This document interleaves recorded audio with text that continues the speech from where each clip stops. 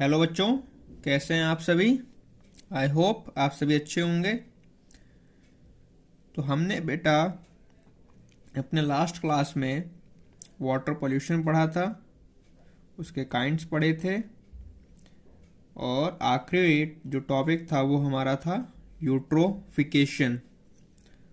आज के वीडियो में हम लोग वाटर पोल्यूशन का ही थोड़ा सा हिस्सा और पढ़ेंगे। सबसे पहले पढ़ते हैं कि वाटर पोल्यूशन और किन किन मैन मेड सोर्सेस से होता है। So water pollution can be caused by the following man-made sources. Man-made sources, ठीक है। इसमें सबसे पहला जो सोर्स है वो है आपका हाउस होल्ड डिटर्जेंट। कपड़े धोने के बाद, नहाने के बाद जो साबुन, जो डिटर्जेंट, वो है पहला सोर्स। सो हाउस होल्ड डिटर्जेंट,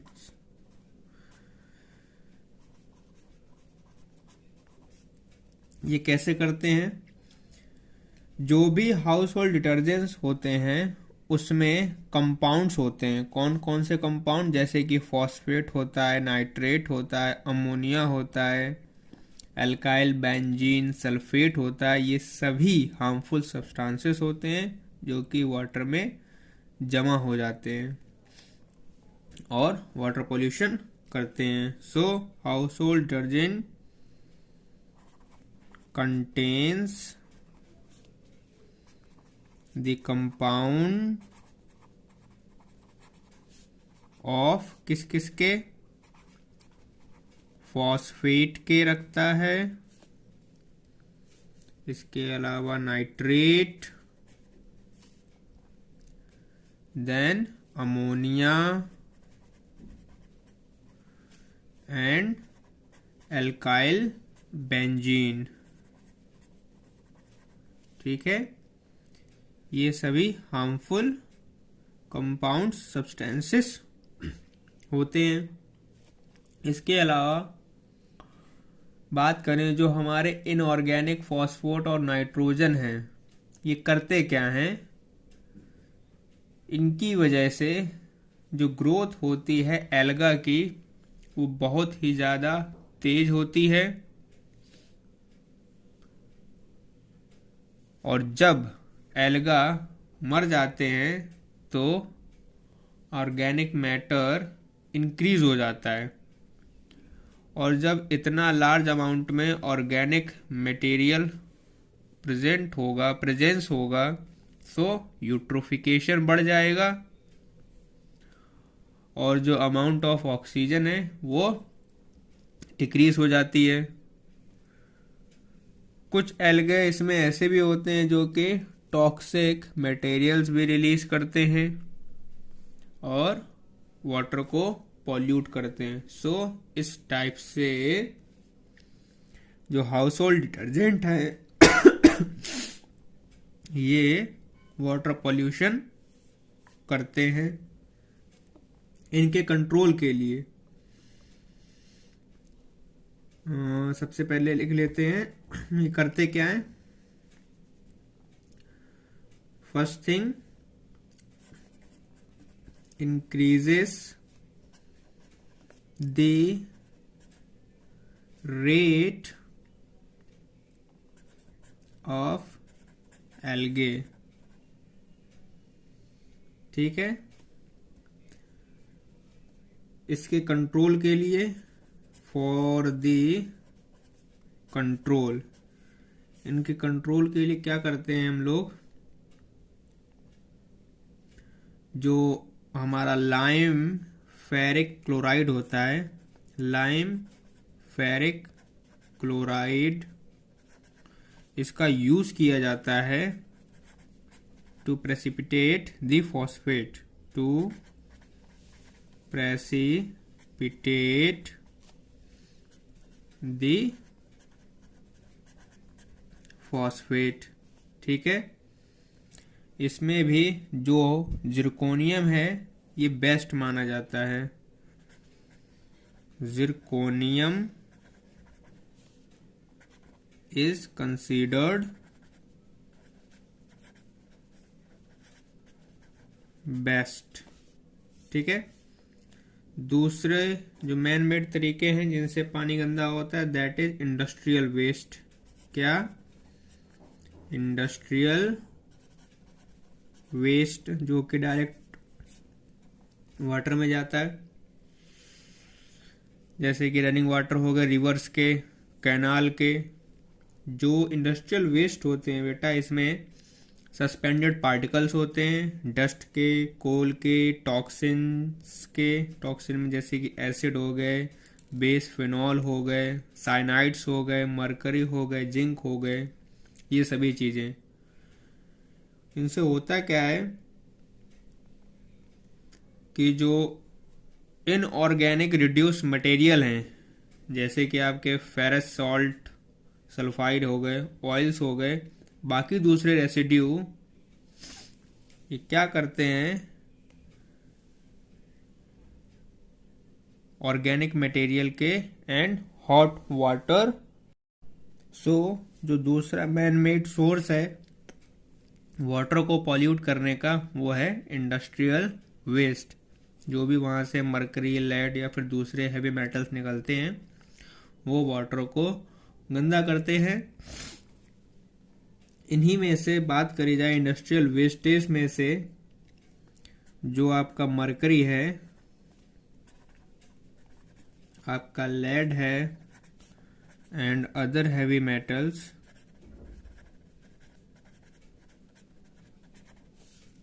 pollute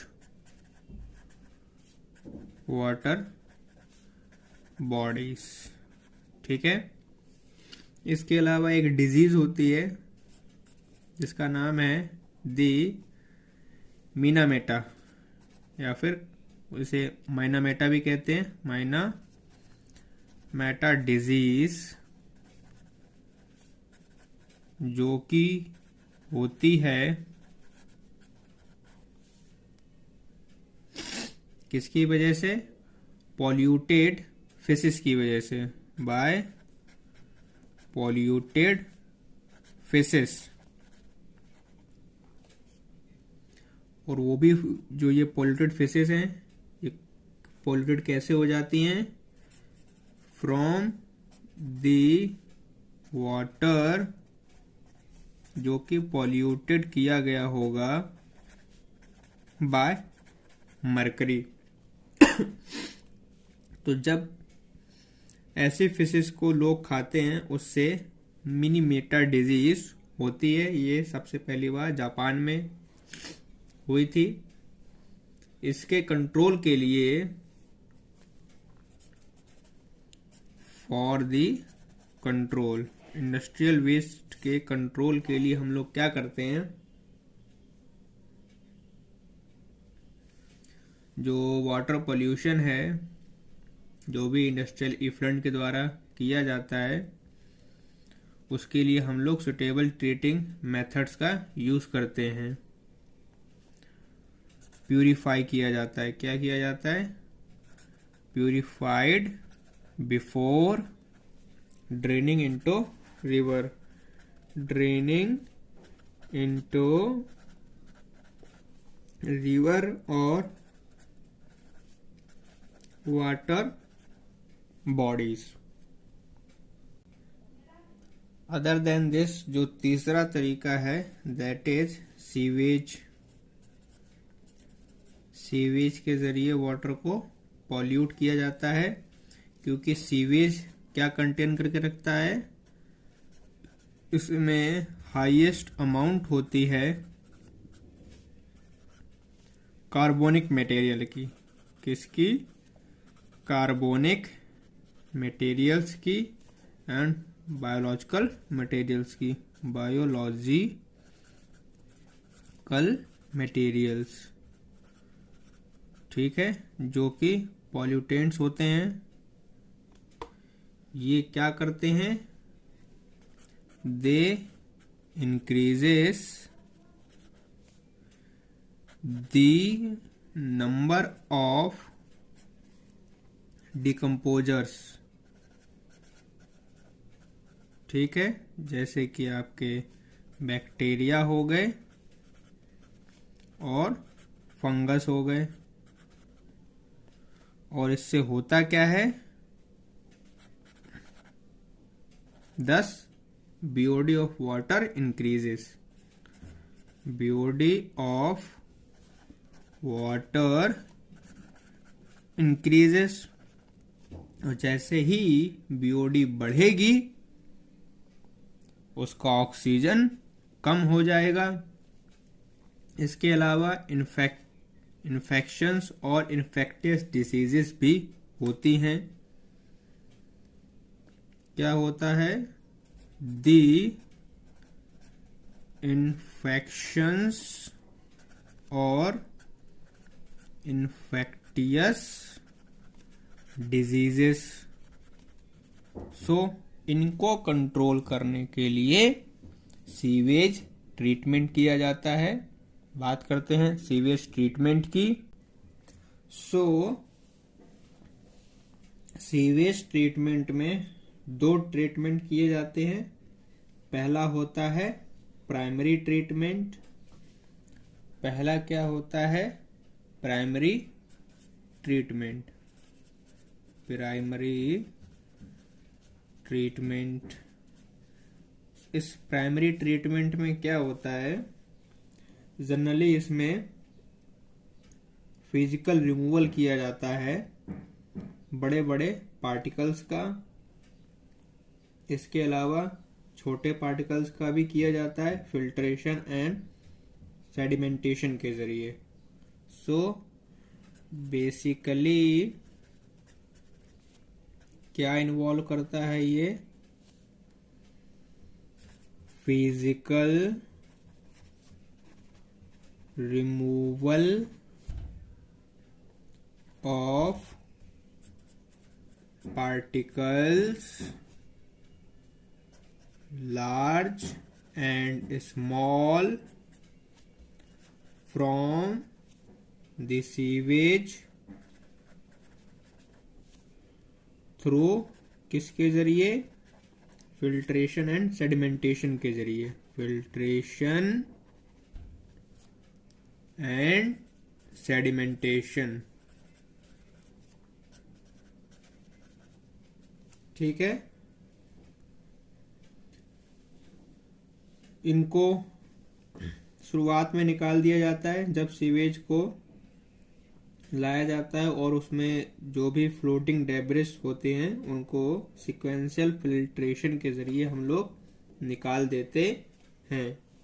इसके बाद क्या होता है, जब ये बड़े पार्टिकल्स निकल जाते हैं, जो ग्रिट होता है, ग्रिट मतलब सॉइल एंड छोटे छोटे पत्थर के टुकड़े, उनको सेडिमेंटेशन से बाहर करते हैं, निकाल देते हैं।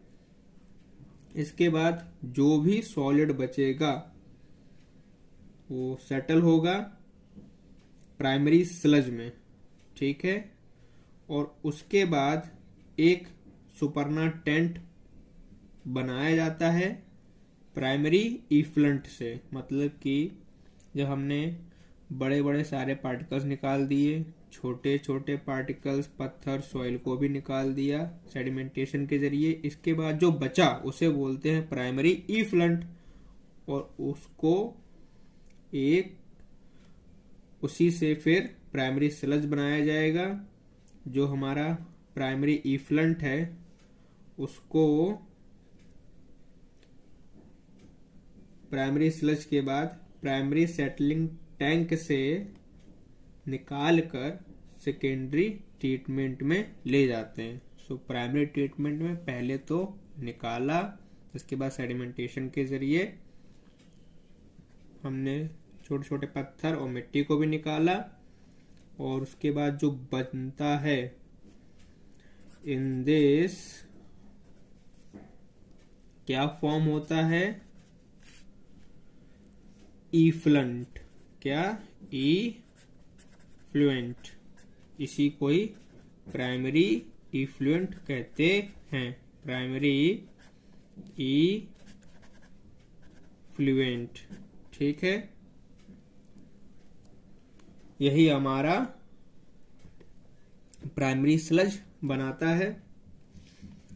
इसको प्राइमरी सेटलिंग टैंक से निकालकर सेकेंडरी ट्रीटमेंट में जाएंगे। So now secondary treatment. Secondary treatment में क्या होगा? जो आपका प्राइमरी इफ्लुएंट है, इन दिस जो आपका प्राइमरी इफ्लुएंट है, इसको पास कर दिया जाता है एक बड़े से एरिएशन टैंक में। किसमें? Into large aeration tanks. ठीक है, जहां पर इसको मैकेनिकली हम लोग मिक्स करते हैं और पंप की मदद से उसमें हवा को डालते रहते हैं। इससे होता क्या है, जो प्राइमरी इफ्लुएंट है इसमें ग्रोथ हो जाती है एरोबिक माइक्रोब्स की फ्लॉक्स में। फ्लॉक्स का मतलब बहुत बड़े लार्ज लेवल पर एरोबिक माइक्रोब्स। एरोबिक मीन्स जो ऑक्सीजन का यूज करते हैं, वो उनकी ग्रोथ हो जाएगी। जब ये ग्रो कर रहे होंगे तो ये कंज्यूम करेंगे जो भी ऑर्गेनिक मैटर प्राइमरी इफ्लुएंट में होगा। और इससे क्या होगा, जब वो कंज्यूम करेंगे ऑर्गेनिक मैटर को, जो बीओडी होती है इफ्लुएंट की, वो डिक्रीज हो जाएगी। ठीक है, तो after putting in aeration tank, इसको कॉन्स्टेंटली एग्रीगेट किया जाता है, एगिटेटेड मैकेनिकली। ठीक है, और एयर को पंप किया जाता है। Air is pumped into it. ठीक, इट डज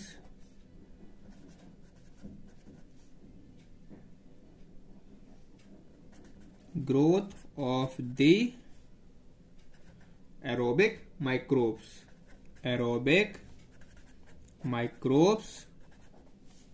into flocks। और फ्लॉक्स का मतलब मैंने आपको बता दिया है, बहुत बड़े स्केल में, that reduces BOD, और यही हमें चाहिए होता है। इसके बाद इसको एरिएशन टैंक से निकालकर दूसरे सेकेंडरी सेटलिंग टैंक में डाला जाएगा। और जिस चीज को सेकेंडरी सेटलिंग टैंक में डाला जाता है उसको बोलते हैं activated sludge. So secondary treatment के बाद एनारोबिक बैक्टीरिया से ग्रोथ होने के बाद इसको कहाँ रखा जा रहा है? नाउ पुट दिस इफ्लुएंट किसमें? In secondary settling tank. Secondary settling tank. At this time, the effluent is called activated sludge। क्या? Activated sludge। ठीक है, यहाँ पे फिर क्या होता है, यहाँ पर एनारोबिक बैक्टीरियाज का ग्रो होगा जो ऑक्सीजन का यूज नहीं करते हैं, इसलिए यहाँ पर एयर पंप नहीं की जाएगी। जो एनारोबिक है, जैसे कि हमारे बैक्टीरिया, और जो भी बैक्टीरिया और जो फंजाई हमारे प्रेजेंट थे इफ्लंट में, उनको एनएरोबिक बैक्टीरिया डाइजेस्ट करेंगे। डाइजेशन के समय जो बैक्टीरिया हैं वो प्रोड्यूस करेंगे मिक्सचर ऑफ गैसेस को, जैसे कि methane, hydrogen sulphide and carbon dioxide. फिर इन सभी गैसेस का यूज बायोगैस के प्रोडक्शन में किया जाता है जो कि फिर सोर्स बनती है एनर्जी का। आफ्टर सेकेंडरी ट्रीटमेंट जो इफ्लंट है उसको वाटर बॉडीज में रिमूव कर देते हैं। सो इस तरीके से सीवेज ट्रीटमेंट होता है। आप लोगों को समझ में आ गया होगा। तो नेक्स्ट टॉपिक है हमारा साउंड पोल्यूशन। समझते हैं साउंड पोल्यूशन क्या होता है। जब कभी भी नॉइस बढ़ जाती है एटमॉस्फेयर में, उसी को हम लोग बोलते हैं साउंड पोल्यूशन या फिर नॉइस पोल्यूशन। और अगर अच्छे से समझें, जब कभी भी साउंड की इंटेंसिटी 80 डेसिबल से ज़्यादा हो जाती है, उसे हम लोग बोलते हैं साउंड पोल्यूशन या फिर नॉइस पोल्यूशन। ठीक है। सो क्या लिखेंगे? When intensity of sound is above 80 decibel is called noise या फिर साउंड पॉल्यूशन और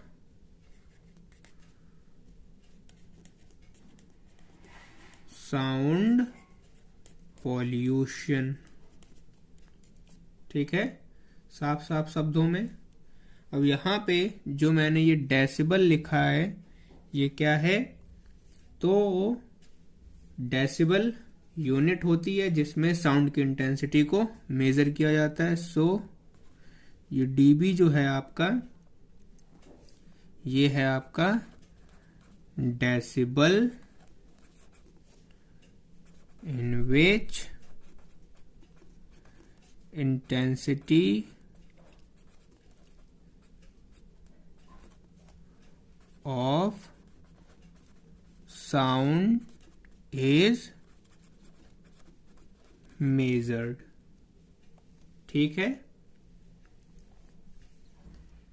तो ये होती है हमारी साउंड पॉल्यूशन। साउंड को कंट्रोल करने के लिए, मतलब साउंड पोल्यूशन को कंट्रोल करने के लिए इंडिया में जो एक्ट आया था एयर वाला, उसी में साउंड का भी था, जो कि 1987 में आया था। ठीक है, मतलब कि 1987 से अमेंड हो गया था। बना तो 1981 में था, लेकिन अमेंड होके उसमें नॉइस जोड़ा गया था 1987 में। ये बात ध्यान रखनी है, that the air act came into force कब आया है? 1981 में, लेकिन but was amended in 1987 to include, और उसी में जोड़ दिया गया, noise as an air pollutant। ये बात आपको ध्यान रखनी है। अगर कभी भी साउंड का डेसिबल यूनिट, या फिर ये कहूँ कभी भी 150 डेसिबल से साउंड ज़्यादा हो जाए, तो परमानेंट हियरिंग लॉस हो सकती है। जैसे कि 150 डेसिबल के अबव जाएगी जब कभी भी जेट प्लेन टेक ऑफ कर रहा होगा। ठीक है। सो above 150 decibel permanent hearing loss can be takes place। और ये 150 के ऊपर तब जाएगी जब आपका जेट प्लेन टेक ऑफ करता है। सो इतना ही आपको साउंड पोल्यूशन में पढ़ना है। अब बात करते हैं रेडियो एक्टिव पॉल्यूशन की। किसकी? Radio active pollution. बहुत सारे क्वेश्चन पूछे गए हैं पिछले कई सारे एग्जामों में। सो रेडियो एक्टिव पॉल्यूशन में सबसे पहले जानते हैं कि रेडियो एक्टिव मटेरियल के सोर्सेस क्या हैं। सो सोर्सेस में जो पहला सोर्स है that is natural source. Natural sources कौन कौन से हैं इसके? जैसे कि आपका कॉस्मिक रेस, ठीक है। इसके अलावा जो रेडिएशन है कहाँ से? फ्रॉम द अर्थ में भी किसके? जैसे कि आपका रेडियम। कौन सा रेडियम? 224। इसके अलावा जो निकलते हैं रेडिएशंस यूरेनियम से,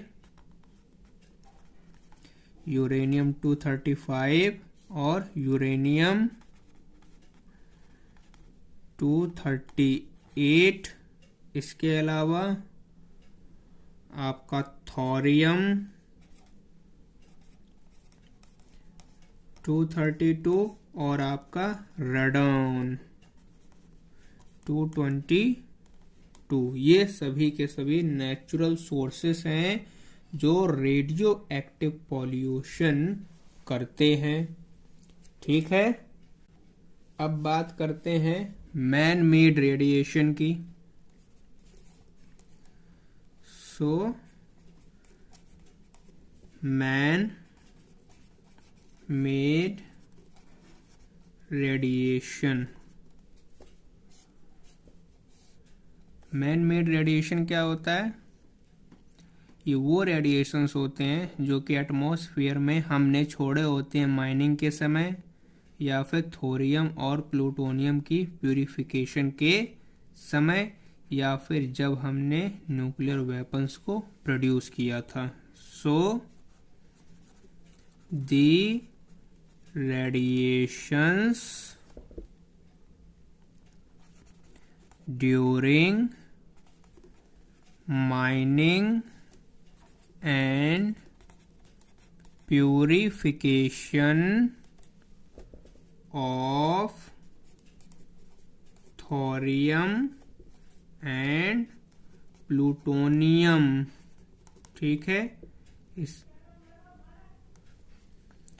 इसके अलावा जो हमारे न्यूक्लियर रिएक्टर हैं और जो न्यूक्लियर फ्यूल केसेस ये भी पॉल्यूशन करते हैं रेडियो एक्टिव रेडिएशन के द्वारा। जो न्यूक्लियर फ्यूल होते हैं और जो कूलेंट्स होते हैं ये सोर्स होते हैं रेडियो एक्टिव रेडिएशन के। सो इसमें और क्या लिख देते हैं? Nuclear reactor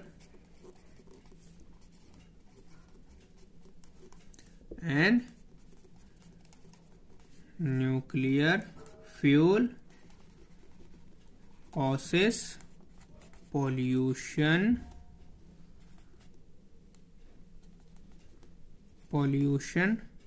by radioactive radiations।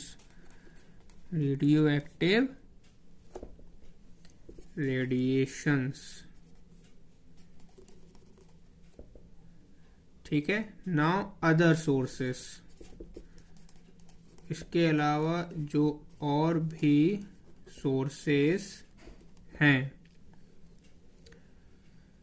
दूसरे जो रेडियो एक्टिव एलिमेंट्स जैसे कि हमारे आइसोटोप्स, जिनका यूज किया जाता है एक्सपेरिमेंटल लेबोरेटरीज में साइंटिफिक रिसर्च के लिए, जो कि रेडियो एक्टिव पॉल्यूशन करते हैं, जिसमें से जो एक्सरे है ये भी एक हार्मफुल इफेक्ट को करता है, ये प्रूव हो गया। इसीलिए अब एक्सरे रूम्स के बाहर लिखा होता है प्लीज अगर काम ना हो तो खड़े ना हो। तो ये आपको ध्यान रखना है। रेडियो एक्टिव मॉलिक्यूल्स जैसे कि isotopes used in experimental laboratories, experimental laboratories. ठीक है। अगर किसी को याद हो, जो पहला एक्सीडेंटल लीकेज हुआ था रेडिएशन का, वो 3 माइल आइलैंड में हुआ था और चेरनोबिल में हुआ था। चेरनोबिल के ऊपर इसमें एक सीरीज भी बनी है, चाहे तो आप देख सकते हैं। उससे आपकी रेडियो एक्टिव मॉलिक्यूल और रेडियो एक्टिव एक्शन कैसे होता है, रिएक्शंस कैसी होती है, उसके बारे में बहुत जानकारी मिलेगी। सो ये आपको याद रखना है इंपॉर्टेंट पॉइंट। क्या द फर्स्ट एक्सीडेंटल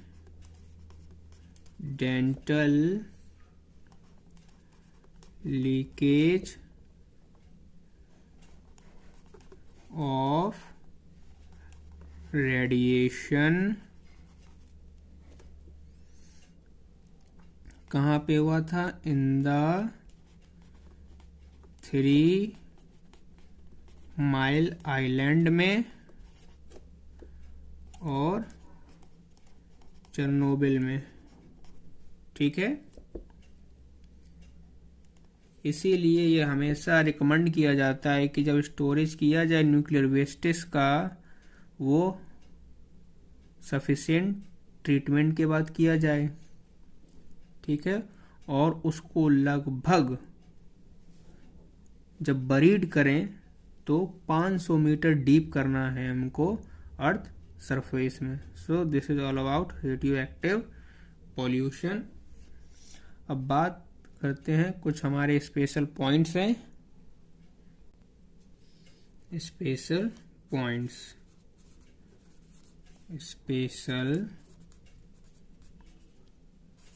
पॉइंट्स, जिसमें सबसे पहली बात आपके एयर पॉल्यूशन की। एयर पॉल्यूशन इसमें क्या है?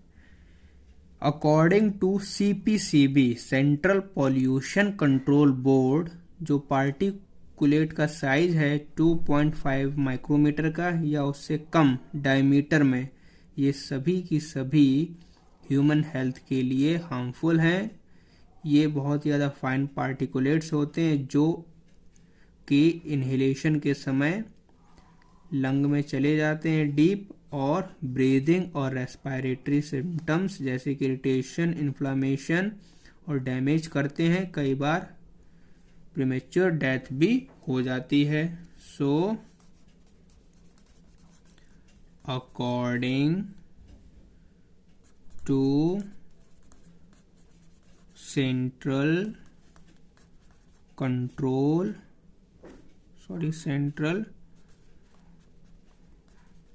Pollution control board CPCB, particulate size 2.5 micrometer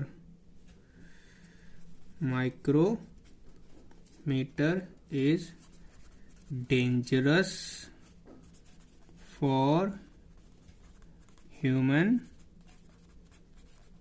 health। ठीक है। दूसरी चीज catalytic converters,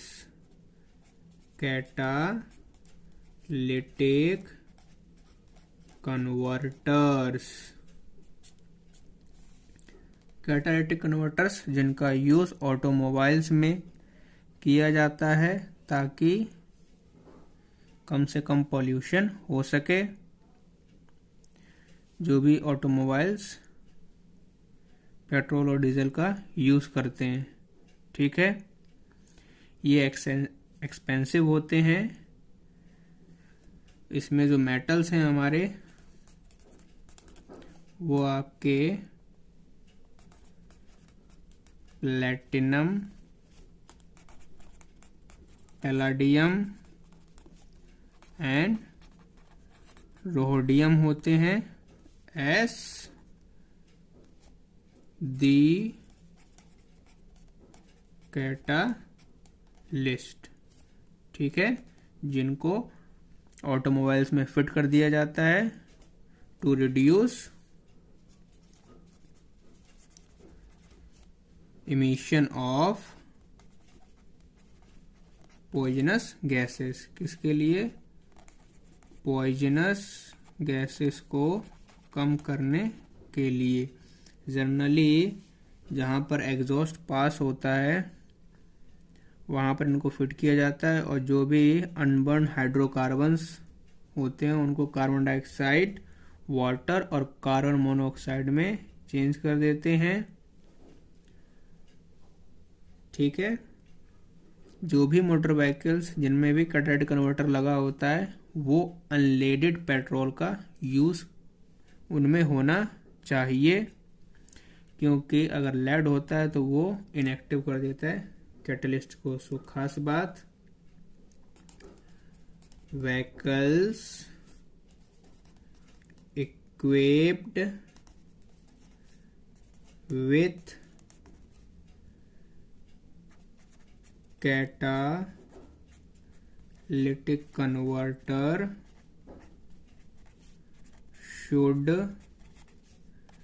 use unleaded petrol because lead inactivates the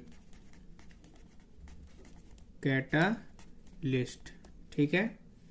इसके बाद बात करते हैं सीएनजी की, compressed natural gas. Compressed natural gas, ठीक है। सीएनजी आपके डीजल से ज़्यादा बेनिफिशियल होती है। ये एफिशिएंटली बर्न होती है compare to diesel and petrol, और इसका जो अनबर्न्ड होता है वो भी बहुत ही कम होता है, और ये चीपर भी है, ठीक है। सो ये बेटर है देन डीजल एंड पेट्रोल। इसके अलावा लेस अनबर्न्ड एंड चीपर। इसके अलावा बात करते हैं MIC की। MIC मतलब मिथाइल आइसोसाइनेट, मिथाइल आइसोसाइनेट, ठीक है। अगर इसके बारे में याद हो तो जो भोपाल गैस ट्रेजेडी हुई थी, जो भी ट्रेजेडी हुई थी, उसमें मिथाइल आइसोसाइनेट गैस ही रिलीज हो गई थी, और ये ट्रेजेडी 3 दिसंबर 1984 में हुई थी। कहाँ पर रिलीज हुई थी ये? भोपाल गैस ट्रेजेडी में। भोपाल गैस ट्रेजेडी, वो भी कब? 3 दिसंबर 1984, ठीक है। जिसका यूज किस में किया जा रहा था? Which is used in the production of 7 insecticide. क्या? 7 इंसेक्टिसाइड्स, ठीक है। In union carbide, in union carbide. एक क्लियर हो गया होगा आप लोगों को। नाउ अब बात करेंगे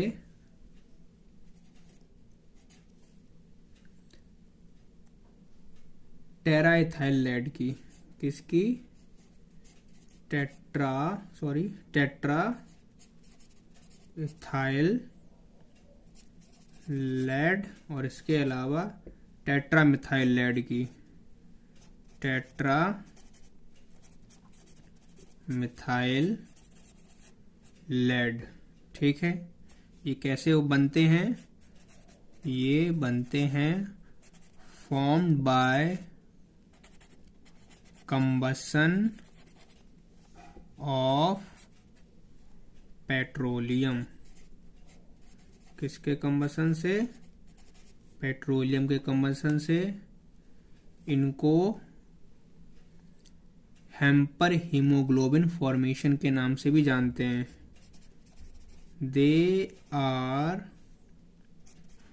known to hamper haemoglobin formation, ठीक है। Tetraethyl and tetramethyl lead, इनके बारे में खास बात क्या है? जो डिजीज प्रोड्यूस की जाती है लेड पॉल्यूटेड वाटर के द्वारा, उसको बोलते हैं प्लम्बिज्म। क्या? Plumbism. The disease produced by use of lead polluted water is called as plumbism, ठीक है।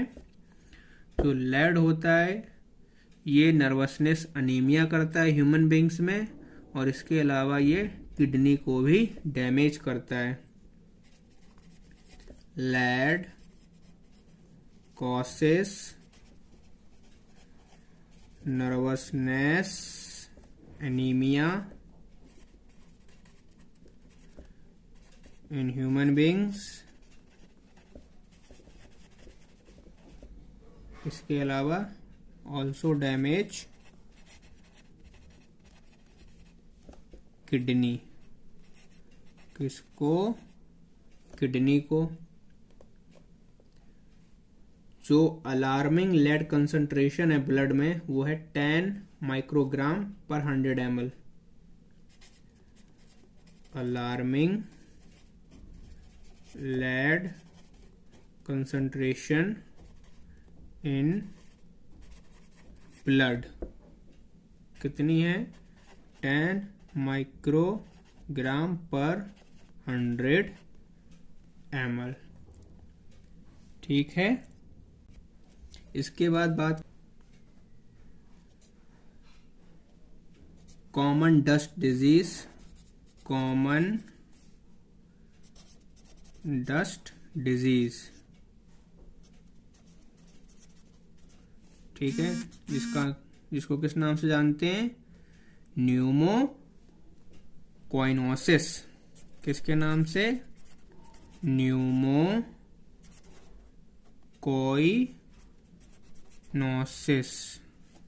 ठीक है। ये किस वजह से होती है? कॉटन डस्ट की वजह से। Disease due to cotton dust, ठीक है। और ये किन में होती है? जो कि कॉटन मिल्स में काम करते हैं, उनको क्या हो जाता है? Cotton dust in textile workers में पाई जाती है, खासकर ये टेक्सटाइल वर्कर्स। ठीक है, और क्या करता है ये? Lung fibrosis, lung fibrosis. ठीक है, इसके अलावा जो डिजीज कोल डस्ट की वजह से हो, disease due to coal dust, उसे क्या कहेंगे? एंथ्राकोयोसिस। क्या? एंथ्राकोइसिस, कोइसिस।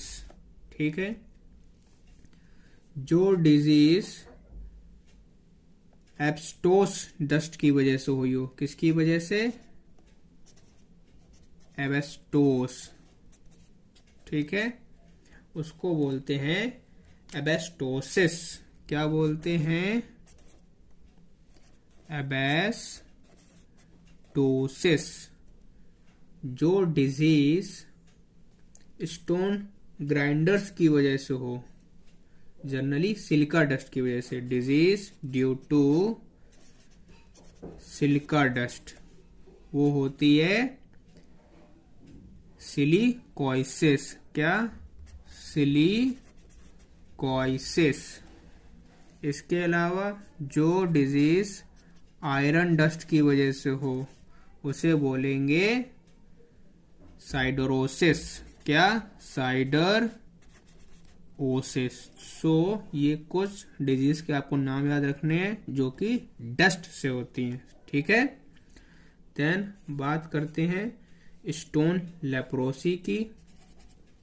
स्टोन लेप्रोसी, जो स्टोन लेप्रोसी है, ये एसिड रेन की वजह से होती है, क्योंकि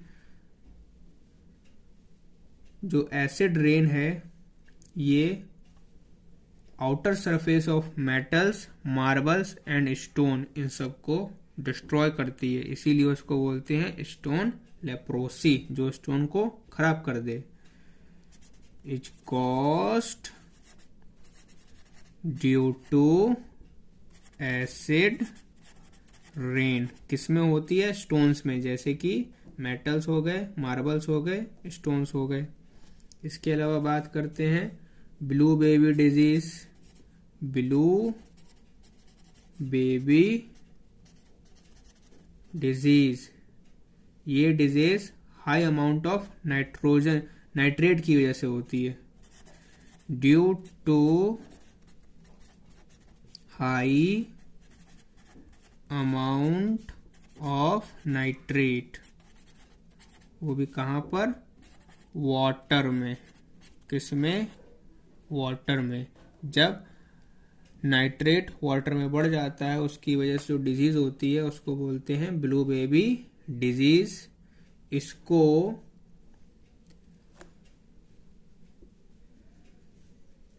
साइनोसिस भी बोलते हैं, ऑल्सो कॉल्ड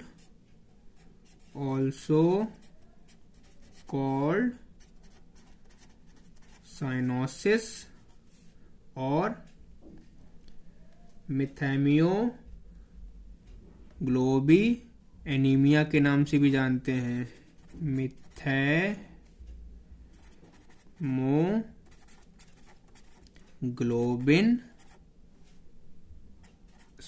एमिया। ये कुछ डिजीज जिसके नाम पूछे गए हैं, थोड़े बड़े नाम हैं, इसलिए मुझे भी सही से याद नहीं थे।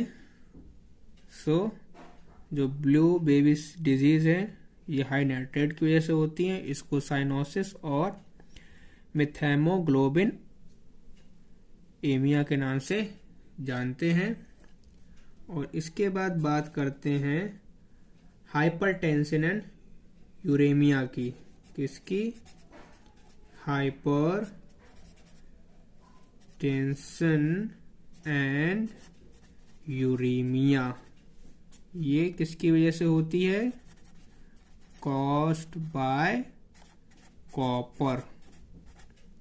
ठीक है, नाउ बात कर लेते हैं आर्सेनिक की।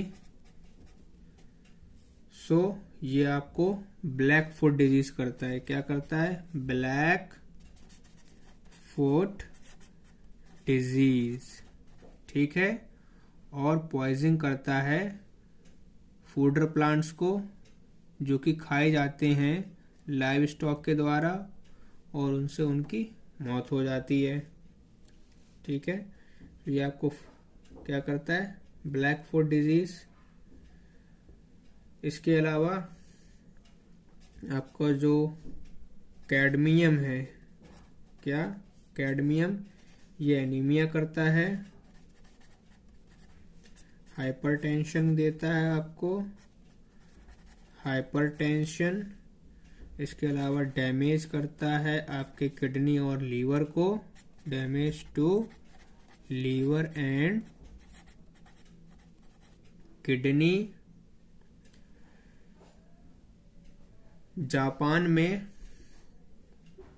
ये बोन सॉफ्टनिंग या फिर स्केलेटन डिफॉर्माइटेसिस के नाम से जानते हैं। मतलब कि वहाँ पर जापान में इसने ये डिजीज करी थी, और उनके हिसाब से उसको आउच आउच बोलते हैं वो लोग, ठीक है। अब बात करते हैं कुछ फ्लोराइड्स की।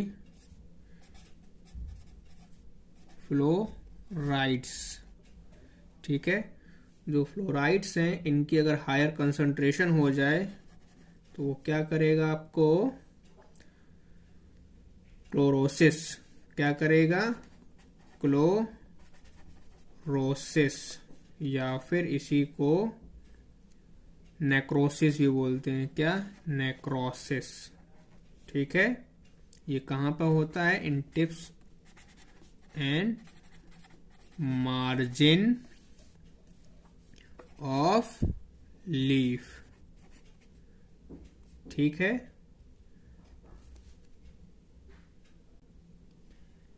एनिमल्स के केस में जो फ्लोराइड्स हैं ये क्या करते हैं? ये कैल्सिफिकेशन करते हैं टीथ का। In animals cause calcification of teeth, और इसी को बोलते हैं फ्लोरोसिस। क्या बोलते हैं? कैल्सिफिकेशन करने को दिस इज कॉल्ड फ्लोरोसिस। क्या? फ्लोरोसिस,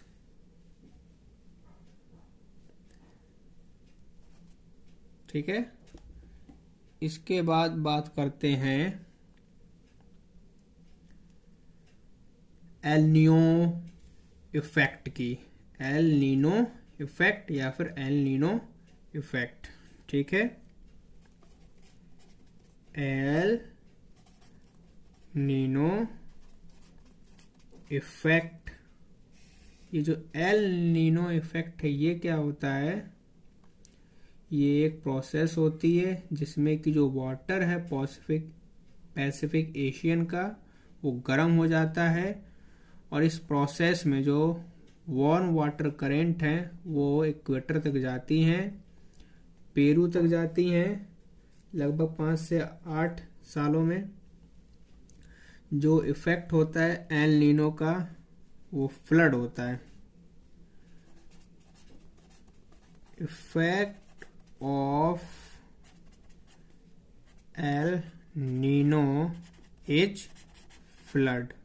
क्या होता है इसका इफेक्ट? फ्लड। ये आपको ध्यान रखना है कि ये पैसिफिक ओशन के पानी को गर्म कर देता है जिसकी वजह से फ्लड आती है। इसके अलावा ड्रॉट और मॉनसून भी करता है इंडिया में। दूसरी तरफ जब कोल्ड वाटर पैसिफिक ओशन में आता है उसे ला नीना इफेक्ट बोलते हैं। When cold water comes in effect in Pacific Ocean, it is called La Nina effect. ठीक है, ये सारी बातें आपको ध्यान रखनी है। अब बात कर लेते हैं कुछ एनवायरमेंट लॉ की, जो कि जरूरी हैं, जो बनाए गए थे पॉल्यूशन को कंट्रोल करने के लिए। सो एनवायरमेंट लॉ फॉर कंट्रोलिंग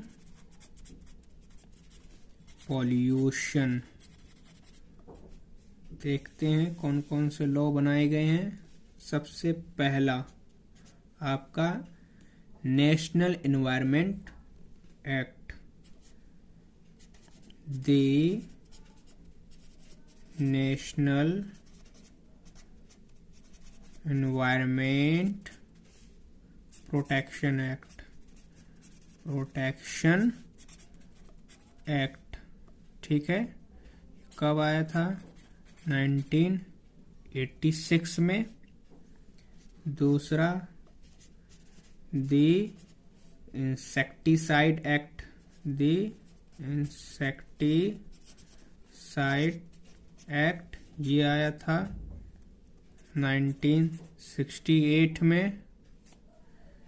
फिर वाटर एक्ट आया एक आपका, द वाटर, जो क्या था? Prevention and control of pollution. Prevention and control of pollution act कब आया है? 1974 में। देन सिमिलरली आपका air prevention and control act आया है 1981 में, और इसी में नॉइस को जोड़ दिया गया था 1987 में। ठीक है, इसके अलावा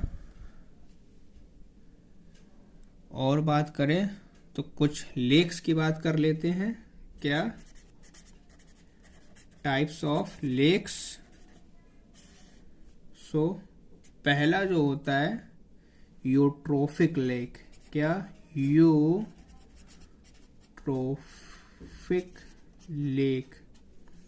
ये ऐसे लेक होते हैं जिनमें सैलो वाटर होता है सैलो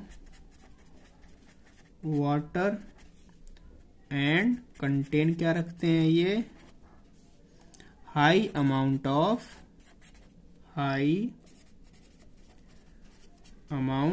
ऑफ ऑर्गेनिक मटेरियल्स। क्या? Organic materials. ठीक है, इसके एग्जाम्पल आए आपके डल लेक। बात कर लेते हैं ओलिगोट्रॉफिक लेक की। ओलिगोट्रॉफिक लेक्स ये कैसे होते हैं? ये डीप लेक्स होते हैं जिसमें लेस अमाउंट होती है ऑर्गेनिक मटेरियल्स एंड न्यूट्रिएंट की। Contain less amount of organic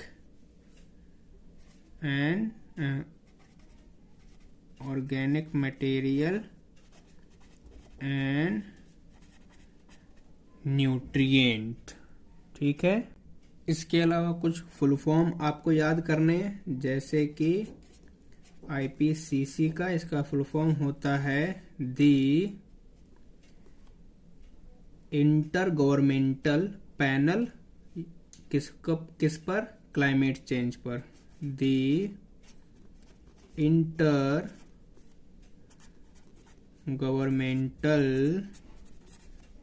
panel on climate change दूसरा IAP index of atmospheric pollution, index of atmospheric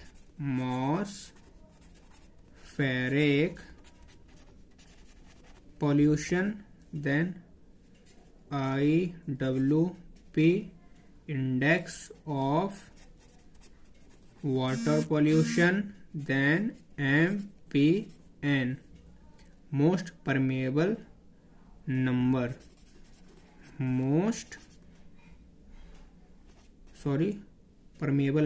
probable most probable number of E. coli in water। ठीक है, इसके अलावा एक और CEPHERI चेपरी, इसका full form है central environmental and public health engineering research institute, health engineering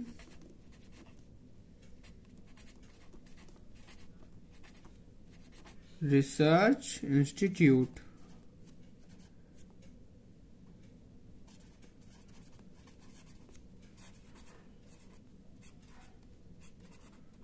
तो ये कुछ आपको फुल फॉर्म याद रखने हैं। सो डेमोग्राफी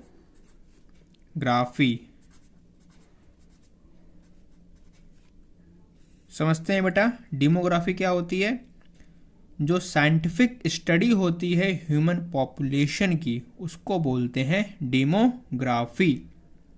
जिसमें जो डेमो है इसका मतलब होता है पीपल, और जो ग्राफी है इसका मतलब होता है to right.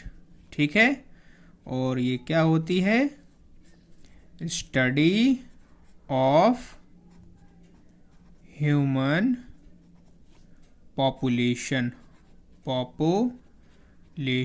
Scientific study of human population. ठीक है, अब इसके बाद समझ लेते हैं भाई ये पॉपुलेशन क्या होता है, किस चीज़ को हम लोग पॉपुलेशन कहते हैं। तो पॉपुलेशन को डिफाइन किया जाता है total number of individuals of a species, जो कि किसी एक पर्टिकुलर एरिया में एक पर्टिकुलर टाइम में रहते हों। किसी भी स्पीसीज के जो टोटल नंबर ऑफ इंडिविजुअल्स हैं, जब वो एक पर्टिकुलर टाइम में किसी एरिया में रहते हैं, उसे कहते हैं population. So defined as the total number of individual, वो भी किसके? एक स्पीसीज के, जो कि प्रेजेंट होते हैं एक पर्टिकुलर एरिया में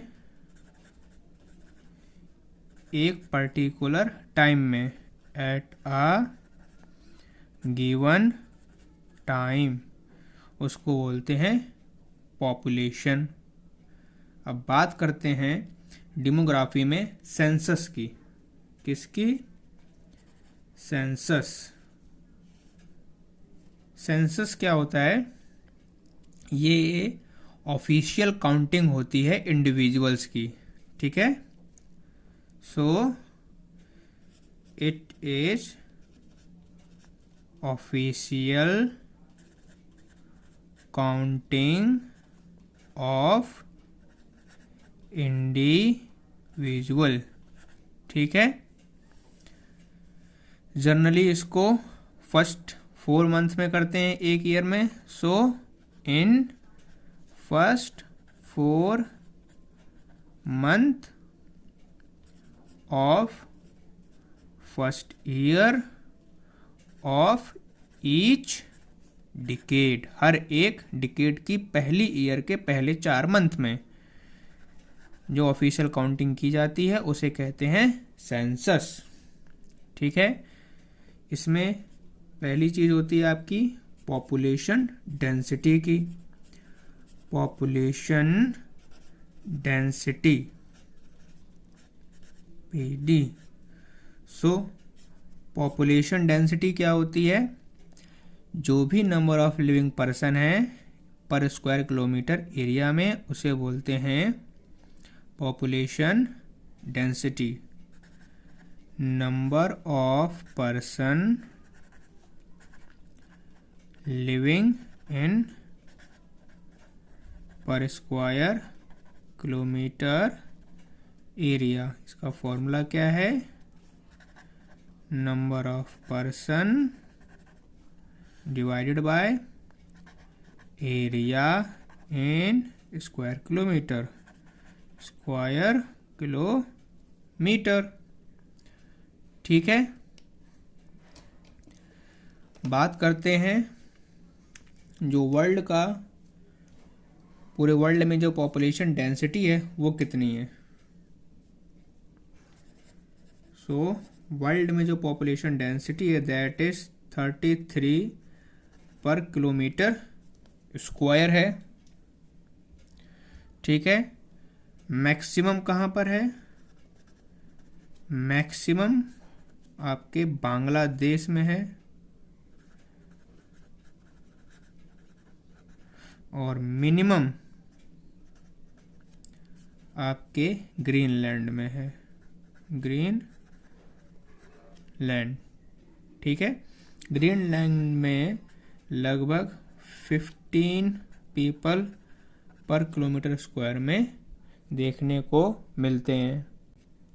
बात करें इंडिया में तो इंडिया में 382 पर्सन पर किलोमीटर स्क्वायर्स, ये लगभग 2011 में जो निकाला गया था, अभी फिलहाल तो हो नहीं पाया है 21 में। इसके बाद बात करते हैं बर्थ रेट की। किस चीज की? Birth rate. ठीक है, इसमें बस आपको इसका फॉर्मूला याद रखना है, that is number of birth in an year divide by population. ठीक है, नाउ डेथ रेट देख लेते हैं। इसका भी आपको बस फॉर्मूला ही याद रखना है,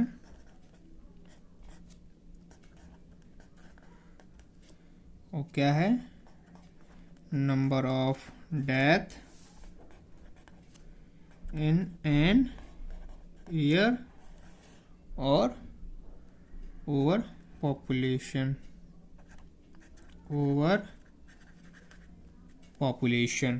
ठीक है। इसके बाद पॉपुलेशन ग्रोथ।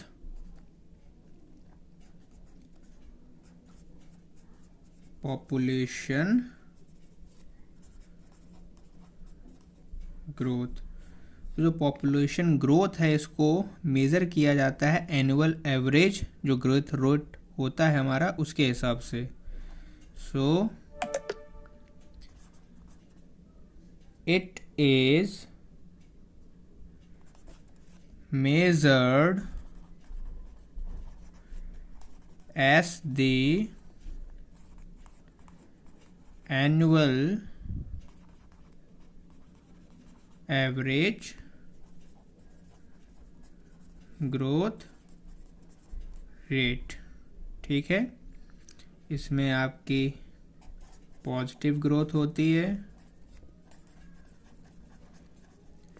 जिसमें नेटैलिटी प्लस इमिग्रेशन होता है, एक नेगेटिव ग्रोथ होती है जिसमें मोर्टेलिटी प्लस इमिग्रेशन है, मोर्टेलिटी प्लस एमिग्रेशन है, एमिग्रेशन वो था इमिग्रेशन, इसमें होता है एमिग्रेशन। और एक होता है ज़ीरो ग्रोथ। क्या होता है? ज़ीरो ग्रोथ, जिसमें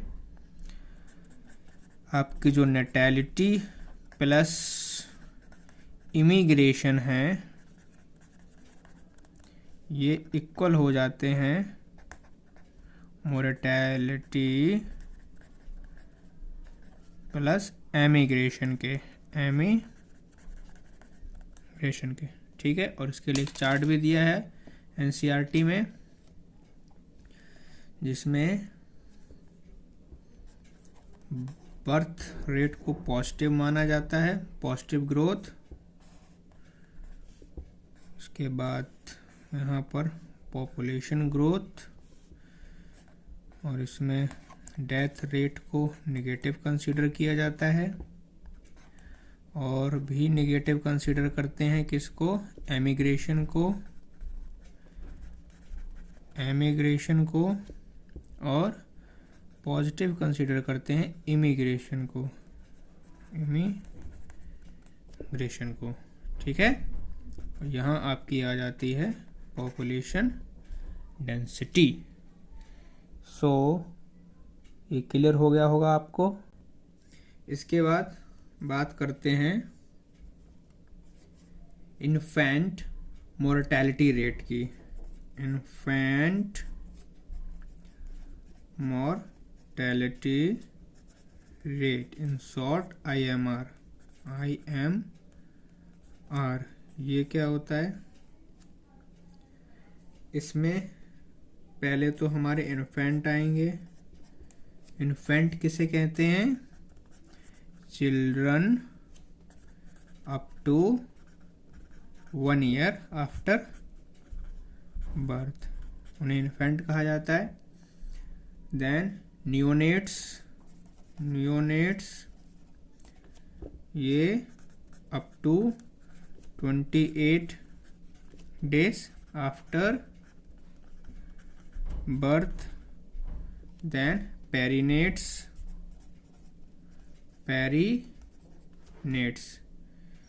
ये कौन होते हैं? वो बच्चे जो 1 वीक से कम होते हैं, चाइल्ड लेस देन 1 वीक, ठीक है। इसका अगर हम लोग फॉर्मूला देखें तो जो IMR होता है वो होता है number of death of infant in 1 year by total live birth into 1000। इसीलिए मैंने आपको इन्फेंट बताया था, क्योंकि वो IMR में होता है। और जो नियोनेट्स और पेरिनेट्स हैं ये भी पूछे जाते हैं एग्जाम में। इसके बाद बात करें सेक्स रेशियो की। सेक्स रेशियो तो आप जानते हैं क्या होता है? Number of females over 1000 males, ठीक है। इंडिया में ये कितना है? 933/1000,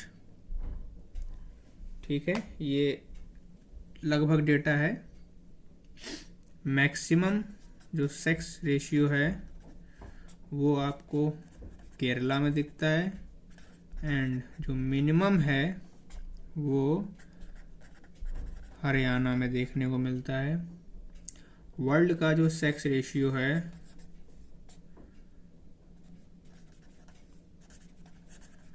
वो 1:1 है। प्रकृति अपने आप सब कुछ बराबर कर देती है।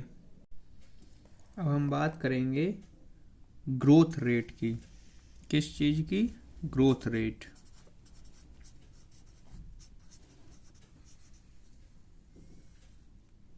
देखते हैं ग्रोथ रेट किस किस पर डिपेंड करता है। सबसे पहली चीज बर्थ रेट पर डिपेंड करता है। बर्थ रेट, बर्थ रेट को ही बायोटिक पोटेंशियल कहते हैं। और इसके साथ साथ फर्टिलिटी भी बोलते हैं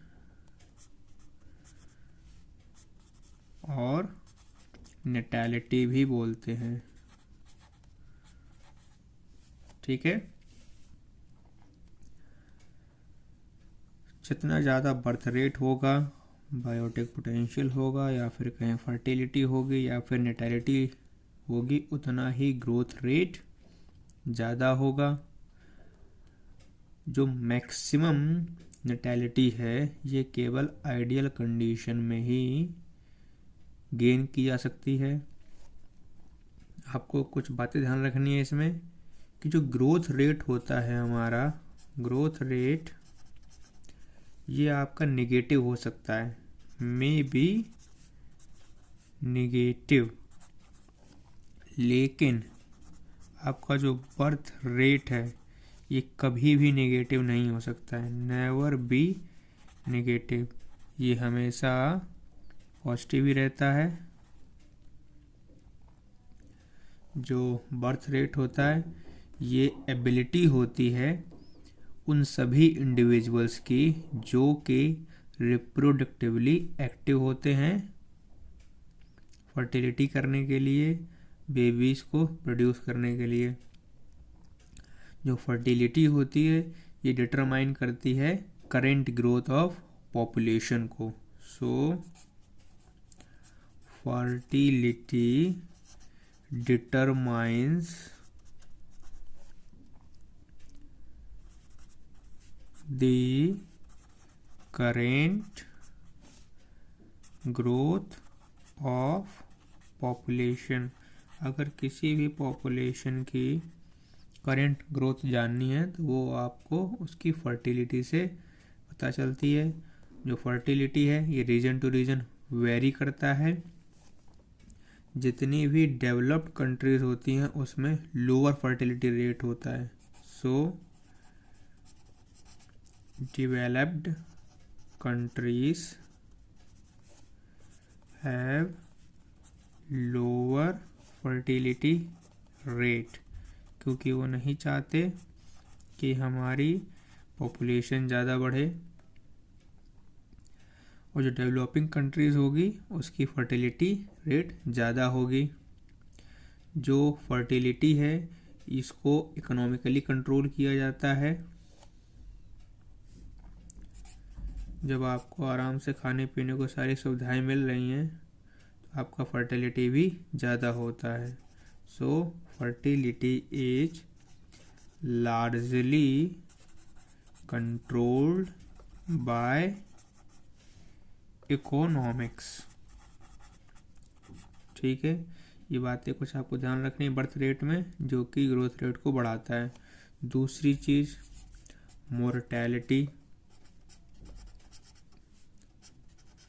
और इसी को ही डेथ रेट भी कहते हैं। अब जितनी ज़्यादा मोर्टेलिटी होगी उतना ही कम आपका ग्रोथ रेट भी होगा। मोस्ट ऑफ कंट्रीज़ में जो डेथ रेट है वो लगभग ड्रॉप हो गया है, क्योंकि हमारे पास बेहतर हेल्थ सर्विसेज आ गई हैं। सो बात करें अगर मोर्टेलिटी और डेथ रेट की,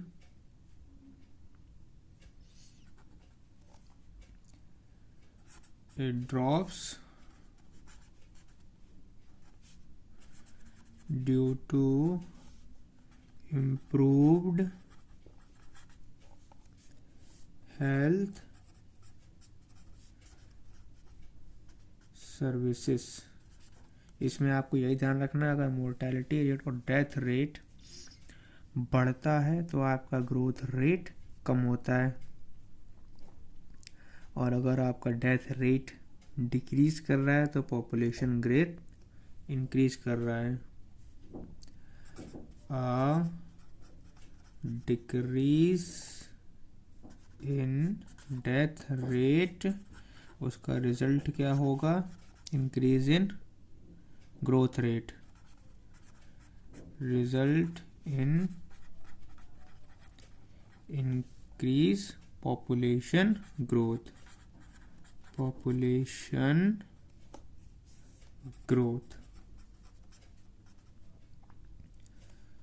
ग्रोथ रेट, ठीक है। जितना ज़्यादा आपका डेथ रेट कम होता जाएगा, पॉपुलेशन ग्रोथ रेट बढ़ता जाएगा। तो इस प्रकार से मोर्टेलिटी अपना ग्रोथ रेट में पार्टिसिपेशन करती है। इसके अलावा अब बात करते हैं माइग्रेशन की। जो माइग्रेशन होता है ये किस टाइप से हमारे ग्रोथ रेट में अपना पार्टिसिपेशन देता है। माइग्रेशन होता क्या है? ये मूवमेंट होती है किसी भी इंडिविजुअल की। क्या होती है? मूवमेंट होती है किसी भी इंडिविजुअल्स की, या तो वो किसी कंट्री में जा रहा होगा, मतलब कि इमिग्रेट करेगा। क्या करेगा? इमिग्रेशन करेगा, वो किसी कंट्री में जाएगा या फिर किसी दूसरी जगह चला जाएगा। और आउट ऑफ अ प्लेस, किसी दूसरी जगह चला जाएगा, किसी जगह से। जब वो एक स्थान से दूसरे स्थान जाएगा, यहाँ पर जब बाहर जा रहा होगा तो हो रहा होगा, तब कहेंगे एमिग्रेशन। क्या कहेंगे? एमिग्रेशन, ठीक है। चाहे वो एक कंट्री के ही बाहर जा रहा हो, एमिग्रेट कर रहा हो एक कंट्री के बाहर। इसमें आपको ध्यान क्या रखना है कि जो इमिग्रेशन है ये ग्रोथ रेट आपका इंक्रीज करता है, और जो एमिग्रेशन है ये ग्रोथ रेट को डिक्रीज करता है। एमिग्रेशन होता है किसी का किसी कंट्री में आना, और एमिग्रेशन का मतलब होता है किसी का एक प्लेस को छोड़कर किसी दूसरी कंट्री में जाना। इसमें जो नेट इमिग्रेशन हम निकालते हैं, जब नेट इमिग्रेशन, वो कैसे निकालते हैं? इमिग्रेशन, कितने लोग मेरी कंट्री में आए और कितने लोग यहाँ से एमिग्रेट कर गए। मतलब कि इमिग्रेशन में से एमिग्रेशन माइनस कर देते हैं और ये नेट इमिग्रेशन निकल के आता है। और जब ये मेरा नेट इमिग्रेशन निकल के आएगा, इसको हम लोग पॉपुलेशन ग्रोथ में ऐड कर देंगे, नेटेलिटी के साथ में, बर्थ रेट के साथ में, और उससे मेरा पॉपुलेशन ग्रोथ रेट निकल के आ जाएगा। सो पॉपुलेशन ग्रोथ रेट, इसका एक फॉर्मूला बन जाता है जिसमें हम लोग नेटेलिटी मतलब कि बर्थ रेट को ऐड कर देते हैं इमिग्रेशन से, कितने लोग मेरी कंट्री में आए, कितना बर्थ रेट बढ़ा, और माइनस कर देते हैं मोर्टेलिटी से, कितने लोग की डेथ हुई और कितने यहाँ से एमिग्रेट कर गए। क्या कर गए? एमिग्रेट, ठीक है। तो इस टाइप से हम लोग निकाल लेते हैं अपना population growth rate by using migration. इसमें एक फॉर्मूला भी बन जाता है कि एन मतलब पॉपुलेशन ग्रोथ, टी एक टाइम में, और जब मेरा टाइम थोड़ा बढ़ा, पॉपुलेशन ग्रोथ एक पर्टिकुलर टाइम में, कैसे निकालेंगे? पॉपुलेशन प्लस जो बर्थ रेट हुआ प्लस समय के साथ जो लोग इमिग्रेट हुए, माइनस कर देंगे किससे? डेथ रेट से, मोर्टेलिटी से, प्लस जो लोग वहाँ से एमिग्रेट हुए, ठीक है। ये ऐसे आपका निकाला जाता है एक पर्टिकुलर टाइम में कितना पॉपुलेशन ग्रोथ हुआ, ये एक पर्टिकुलर टाइम के निकाल रहे हैं, जैसे कि 1 साल बाद की, तो 1 साल पहले की पॉपुलेशन, फिर 1 साल में जितना बर्थ रेट हुआ, जितने लोग इमिग्रेट हुए, उसको माइनस कर देंगे डेथ कितने की हुई और कितने एमिग्रेट कर गए, तो इससे आपका निकल के आ जाएगा कि 1 साल बाद कितना पॉपुलेशन ग्रोथ हुआ है। ये आपको क्लियर हो गया होगा कि जो पॉपुलेशन डेंसिटी या पॉपुलेशन ग्रोथ है एक पर्टिकुलर टाइम में कैसे निकालते हैं। इसके बाद हम लोग बात करते हैं एज सेक्स रेशियो की। किस चीज़ की? एज एंड सेक्स स्ट्रक्चर की, sorry, age and sex structure. So age and sex structure कैसे ग्रोथ रेट पे पार्टिसिपेट करता है ये समझते हैं। जो एज स्ट्रक्चर होता है किसी भी पॉपुलेशन का, वो रेफर करता है इस बात की ओर कि डिफरेंट एज के कितने इंडिविजुअल्स प्रेजेंट हैं, उनका प्रोपोर्शन क्या है टोटल पॉपुलेशन में। जैसे कि रिप्रोडक्टिव एक्टिव लोग कितने हैं, नॉन रिप्रोडक्टिव लोग कितने हैं, पोस्ट रिप्रोडक्टिव लोग कितने हैं, ये सभी इंडिविजुअल का प्रोपोर्शन बताते हैं किसी एक पर्टिकुलर पॉपुलेशन में। और ये बहुत ही इम्पोर्टेंट एस्पेक्ट होता है ये जानने के लिए कि वहाँ का ग्रोथ रेट कैसा होगा। सो जो एज एंड सेक्स स्ट्रक्चर है किसी भी गिवन पॉपुलेशन का ऑफ अ गिवन पॉपुलेशन क्या बताता है, रेफर्स करता है ये किस चीज़ को, to the proportion of individuals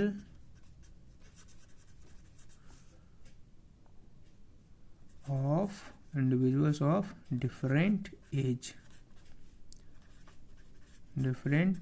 मतलब कि समझ गए होंगे आप कि एज और सेक्स स्ट्रक्चर ये बताता है हमको कि डिफरेंट एजेस के इंडिविजुअल का किसी भी पॉपुलेशन में कितना प्रोपोर्शन है। एज स्ट्रक्चर को हम लोग पिरामिड डायग्राम से भी रिप्रेजेंट कर सकते हैं।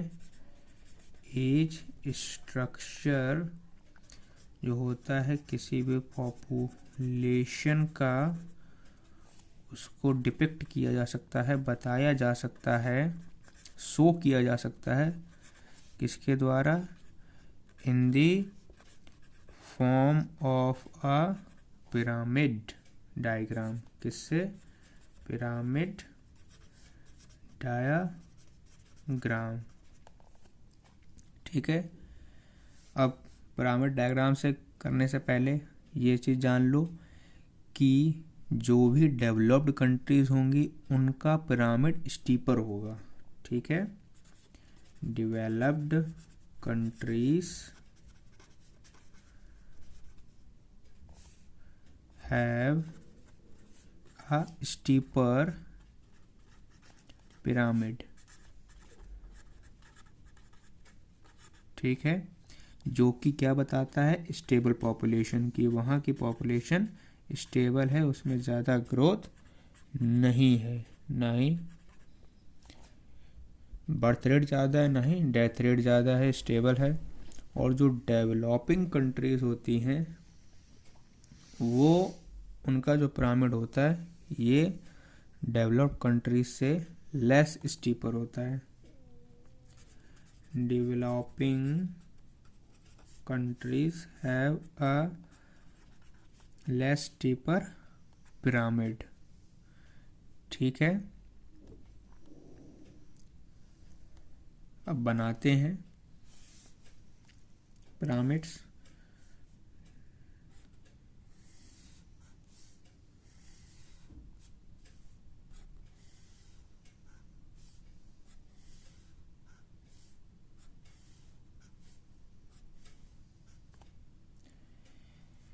जो सबसे नीचे वाला पोर्शन है ये बताता है किस चीज को,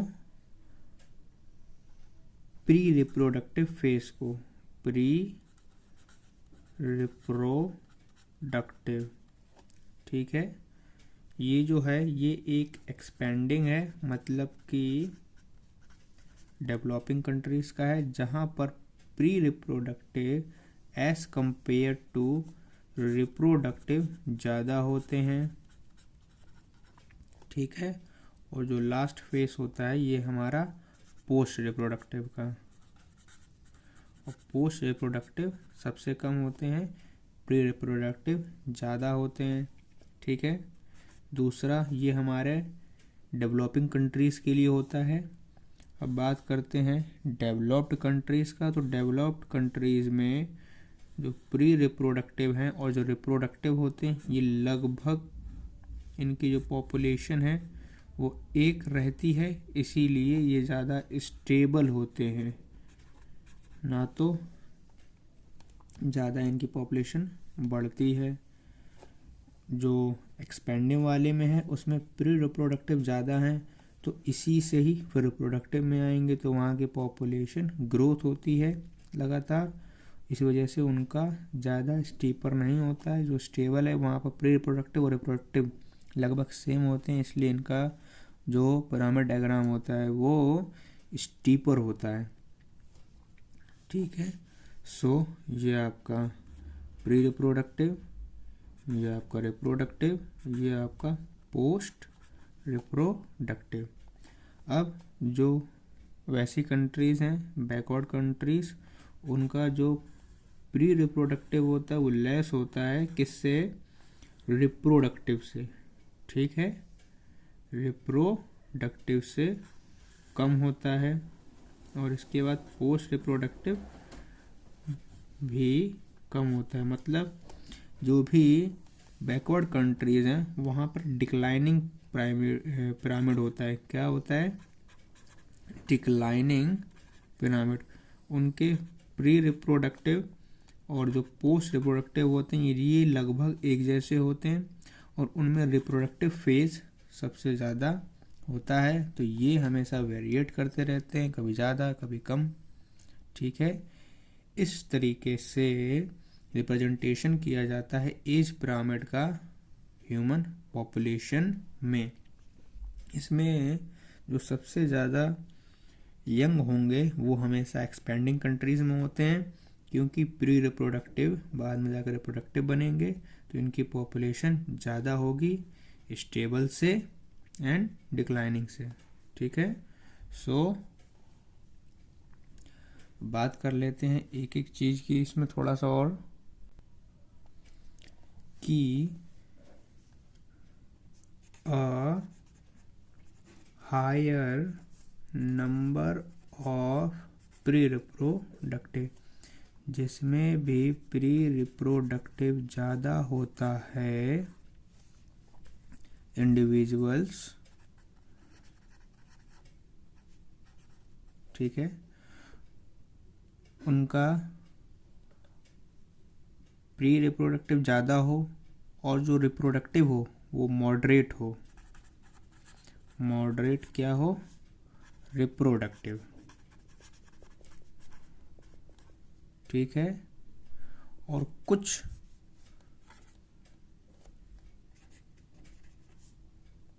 एंड फ्यूअर पोस्ट रिप्रोडक्टिव।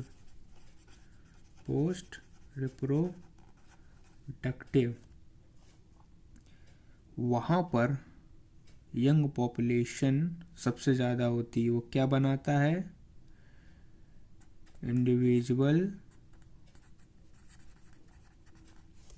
क्या बनाएंगे, यंग लोगों को, फॉर्म यंग पॉपुलेशन। वहाँ की पॉपुलेशन में मोस्टली यंग होंगे, जो कि एक्सपेंडिंग में है। इसका प्री रिप्रोडक्टिव ज़्यादा है, रिप्रोडक्टिव मॉडरेट है, और पोस्ट रिप्रोडक्टिव बहुत ही कम है।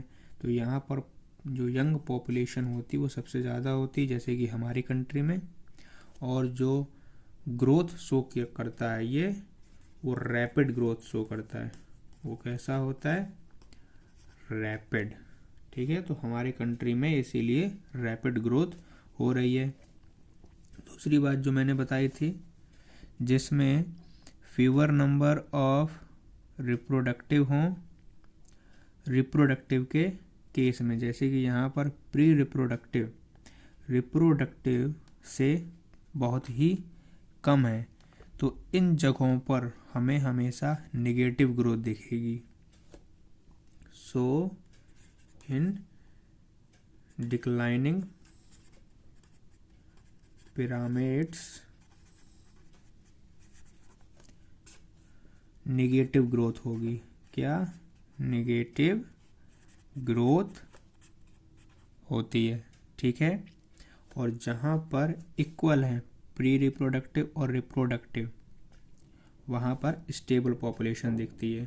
So stable population where pre reproductive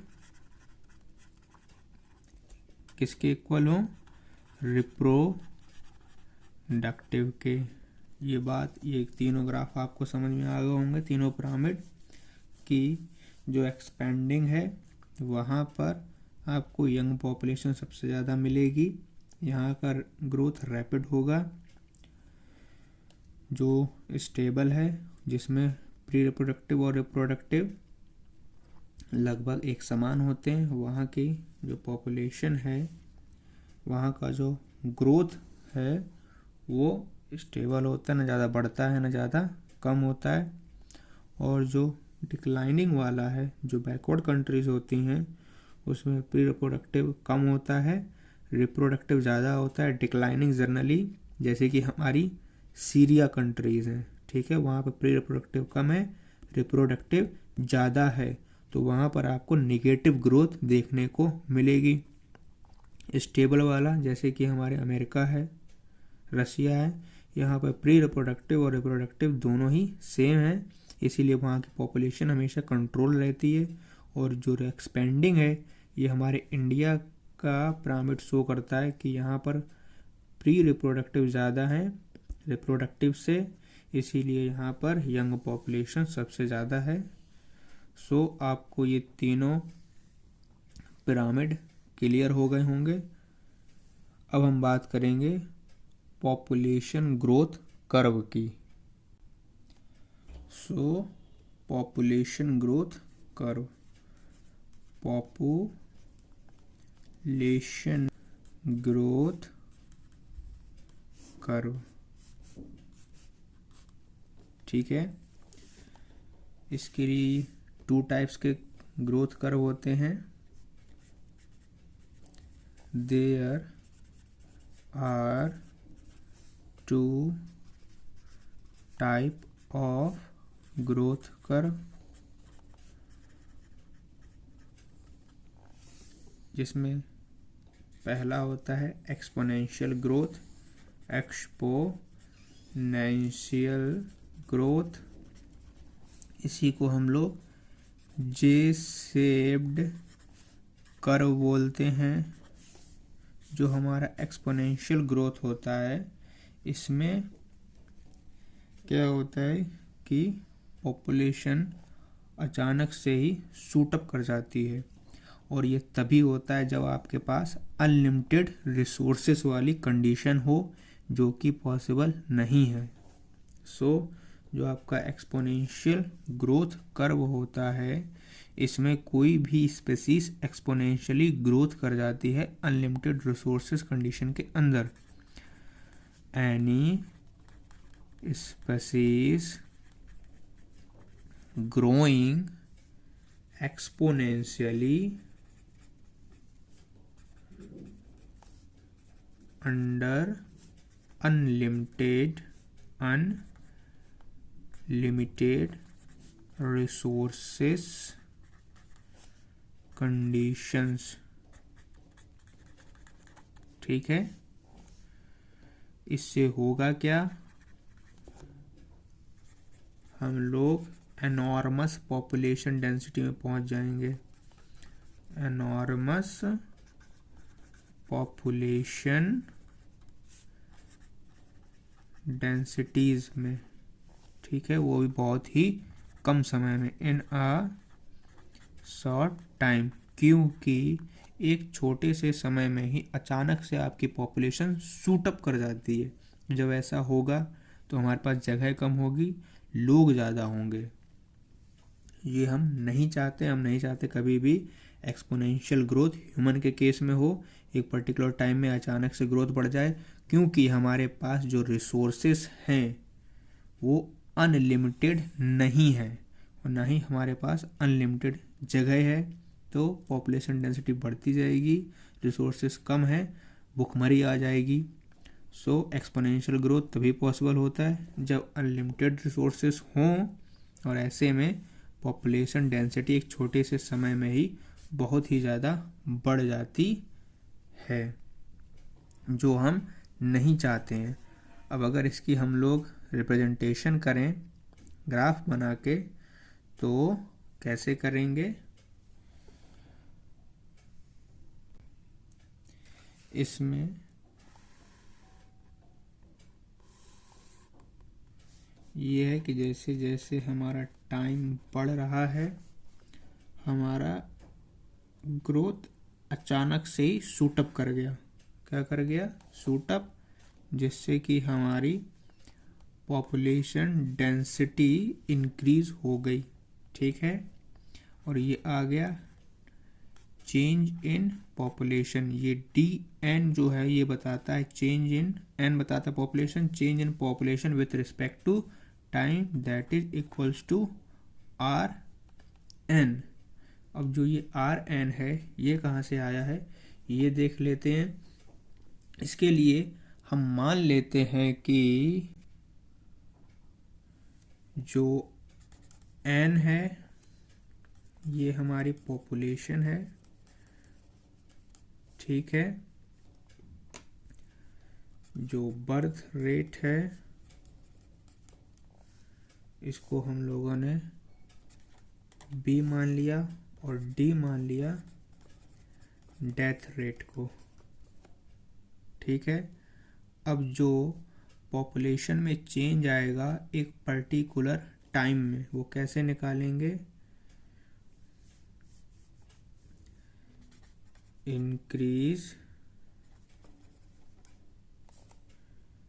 in an population में ड्यूरिंग अ यूनिट टाइम। सो क्या फॉर्मूला बनेगा हमारे पास? T change in population with respect to time, वो किसके इक्वल हो जाएगा? Birth rate minus death rate into जो पॉपुलेशन पहले थी, इस तरीके से आ जाएगी। और यहाँ पर अगर मैं b माइनस डी को r रिप्रेजेंट कर देता हूँ, अगर मैं b माइनस डी को r मान लेता हूँ, तो change in population with respect to time क्या आ जाएगा? r into N. यही चीज़ यहाँ पर मैंने आपको शो करके दिखाई है। और ये आपका एक्सपोनेंशियल, इसका शेप देख रहे हैं अगर आप, तो ये जे टाइप का है, जे बन रहा है। और ये तभी पॉसिबल होता है जब आपके पास में अनलिमिटेड रिसोर्सेस हो। हम नहीं चाहते कि ये ह्यूमन के केस में हो।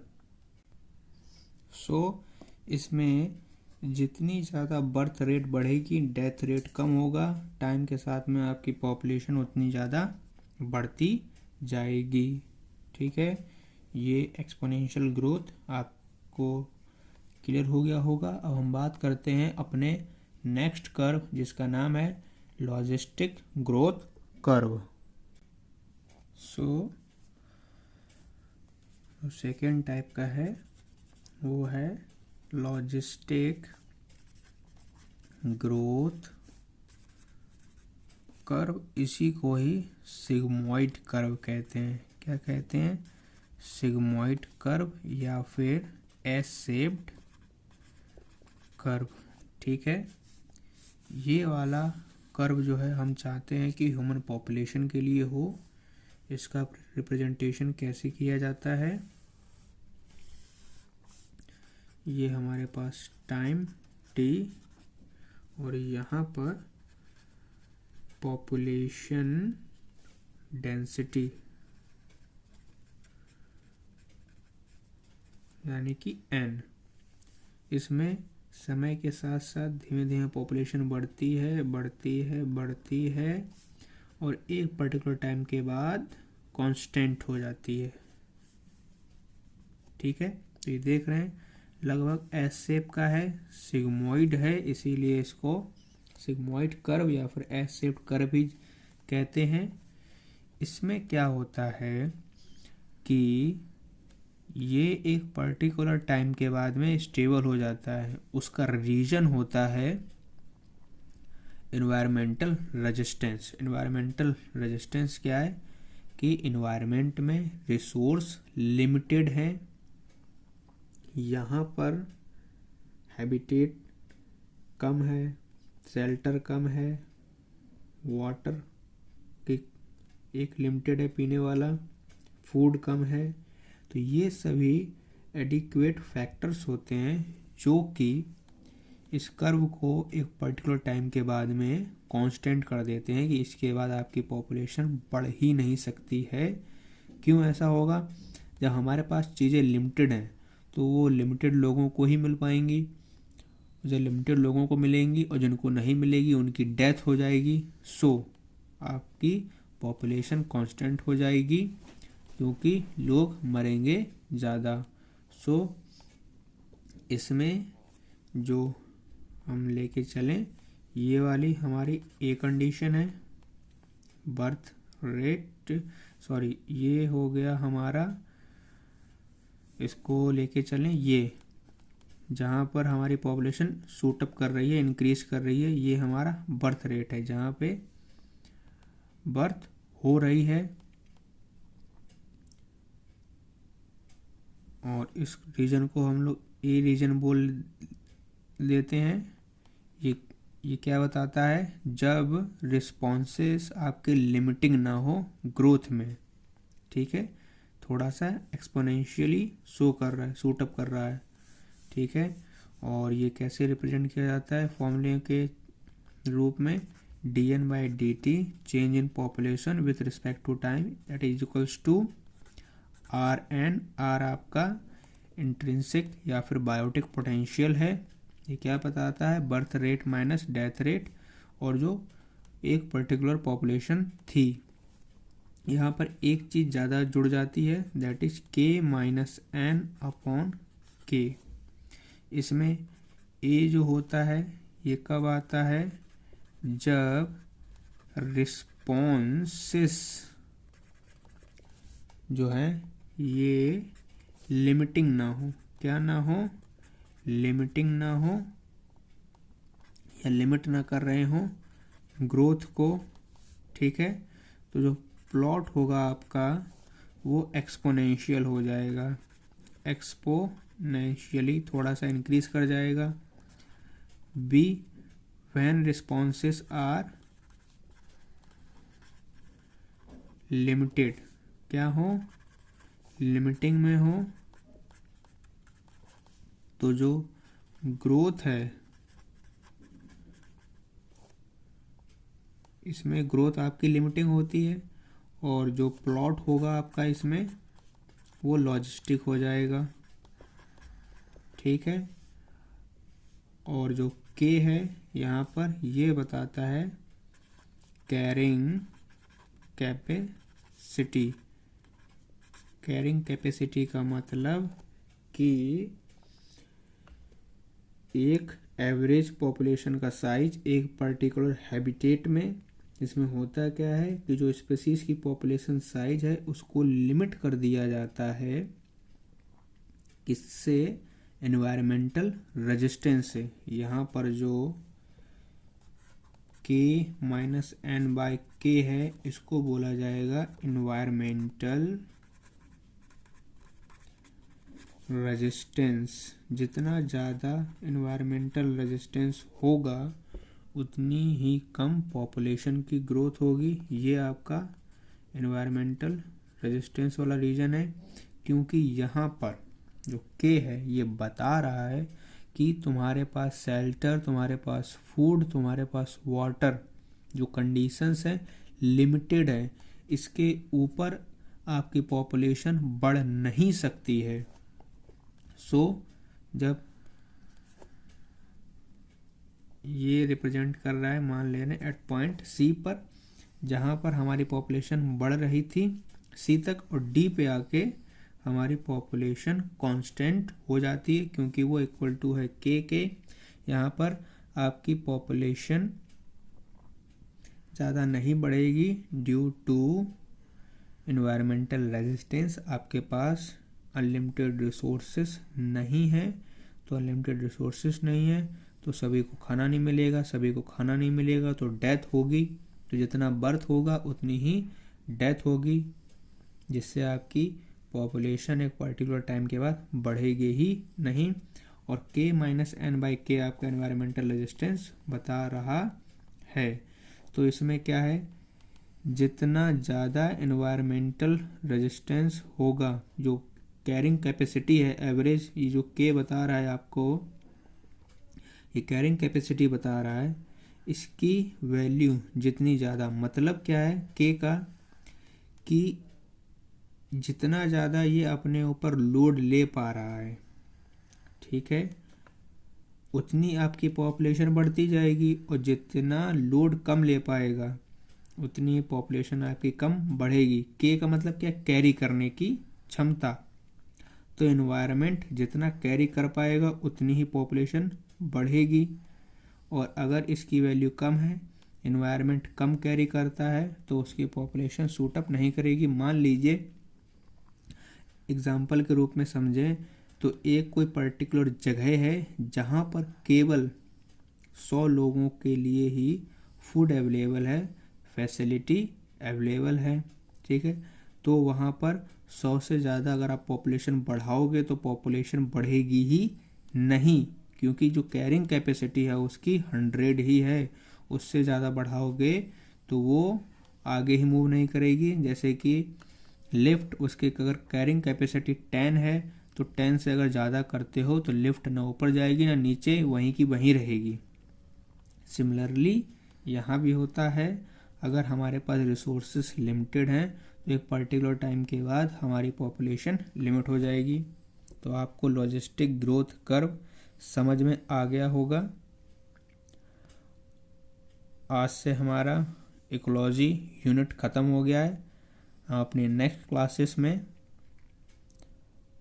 प्लांट फिजियोलॉजी स्टार्ट करेंगे। तब तक के लिए स्वस्थ रहिए, पढ़ाई करते रहिए, and please like, share and subscribe the channel. Thank you बच्चों।